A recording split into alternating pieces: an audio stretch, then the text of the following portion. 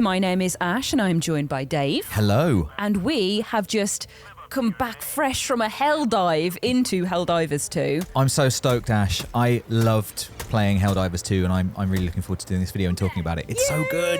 I am CouchCube and I review local co-op and offline single-player video game. We're hearing from PlayStation Access and we're looking at some video game footage of Helldivers 2 and they're talking about the game's attributes, and you can straight up tell by their sentence structure that this is a puff piece. They're not really digging deep at all, and I'm watching this whole thing with my hand over my mouth because I'm waiting for them to mention the addition of bots for single-player offline content, the fact that you don't need 4 of you plus compulsory friendly fire. There is just no mention of it at all. Why is this a fuss? Why making an issue? Because the lack of local co-op was already quite a big blow to me, but to think that this is going to be a sort of Anthem-style video game and PlayStation sort of minimal bedrock access is going to be essential to even log into the game, I'm not happy with that. That is not good. The Arrowhead, I'm so convinced, would not do this. I think the only single player content is going to be the tutorial. So I put a direct tweet out to Arrowhead on the 27th of January. There's sort of been silence on it and it's quite condescending. It does point to the fact that they won a really healthy and amazing local co-op audience with the original game, and to sort of do a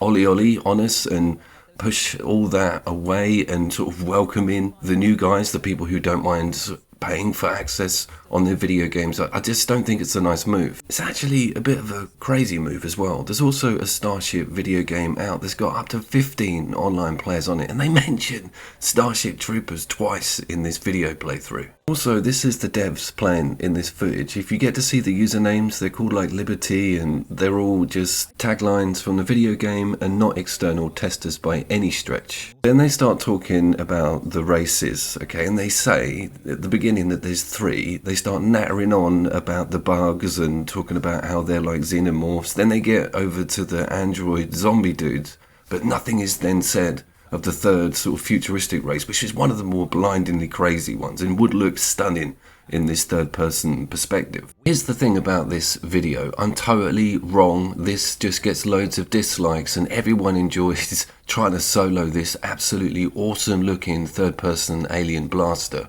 Or I'm right and I get the Chardon and everybody just doesn't boycott this, but the numbers really reflect that bedrock audience is not happy. Also think about stuff like Remnant 2, Evil West I've just reviewed. It's just such a dangerous market for a new IP like this. To say that original IP is not cherished and beloved on this channel is an understatement. I absolutely still go to it for really cool buddies round local co-op alien blasting and robots. We did see a trailer revealing the mech actually, which also had a caveat in it because it was like after launch we will be adding this, but I was thinking, where's the tank? Surely showing that tank coming over the horizon with one of these Carnifex, which is exactly what that giant thing is. I mean, what frickin' dimension is this little creature from? Yeah, 2 words I don't want to hear again. Wild Titan. Oh, I've heard them again. I know PlayStation Access aren't exactly, hard-hitting journalists. They do shill for the brand. When it comes to serving evil, we don't do it!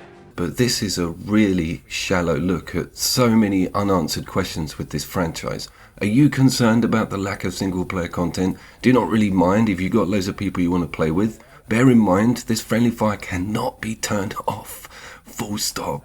The trolls are going to have a field day with this game. Genuinely awesome. I was filled with awe when I saw it. I was like, I'm gonna crush it. I was, of course, CouchCube, and if you want to see more Helldivers gameplay and some amazing twin-stick local co-op shooters, hop on over to the channel. And talking of Starship Troopers, I just released the Rogue City Robocop PlayStation 5 review intro. I would love your feedback on it. I will, of course, see you down there. And I don't want to talk about how it went, but I mean, we said how big a deal stratagems are in this game, and there is a little stratagem mini game, which is great. I don't know if you noticed, but it's actually telling you what stratagem you are unlocking as well, so you can learn the patterns, and good players are going to learn those patterns and do it second nature. They'll fix you. They fix everything.